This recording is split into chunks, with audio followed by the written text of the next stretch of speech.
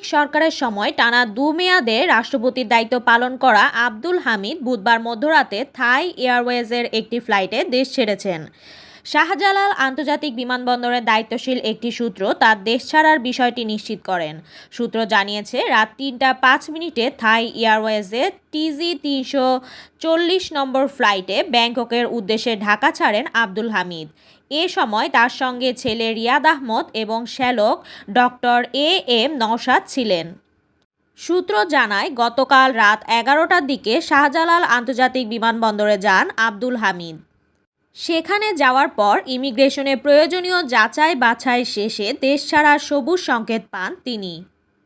Immigration কর্তৃপক্ষ জানায়, আব্দুল হামিদের বিরুদ্ধে দেশ ত্যাগের নিষেধাজ্ঞা না থাকায় তাকে চিকিৎসার জন্য যেতে দেওয়া হয়েছে। এদিকে আব্দুল হামিদের দেশ ত্যাগে নেটিজেনদের মাঝে তীব্র প্রতিক্রিয়া দেখা যায়। সবার মনে একটাই প্রশ্ন, যারা ফ্যাসিবাদের ছায়াতলে থেকে ছাত্রদের ওপর নির্মমভাবে হত্যাযজ্ঞ চালিয়েছে, তারা জুলাইয়ের গণ অভ্যুত্থানের পর থেকে একের পর এক দেশ থেকে পালিয়ে যেতে কারা সহযোগিতা করছেন।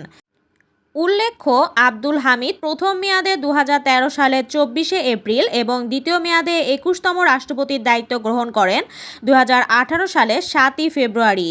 ১৯৯৬ সাল থেকে ২০০১ সাল পর্যন্ত ডেপুটি স্পিকারের দায়িত্ব পালন করেন আব্দুল হামিদ। নবম জাতীয় সংসদের স্পিকার হিসাবে ২০০৯ সাল থেকে ২০১৩ সাল পর্যন্ত দায়িত্ব পালন করেন তিনি। এছাড়া জুলাই অভ্যুত্থানের পর শাহজালাল বিমানবন্দরে একাধিক নেতাকর্মী আটক হলেও কেন আব্দুল হামিদকে আটক করতে ব্যর্থ? তবে কি প্রশাসনের এমন চুপসে যাওয়াটা কোনো অশুভ কিছুর সংকেত দিচ্ছে?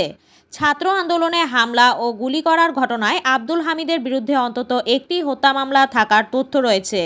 গত ১৪ই জানুয়ারি কিশোরগঞ্জের সদর থানায় তার বিরুদ্ধে এই মামলাটি দায়ের করা হয়। মামলাটিতে সাবেক প্রধানমন্ত্রী শেখ হাসিনা, শেখ রেহানা, সজীব ওয়াজেদ জয়, সাইমা ওয়াজেদ পুতুল এবং ওবায়দুল কাদেরের নামও রয়েছে। সুমাইয়া তাসনিম, সুরমা টিভি 24।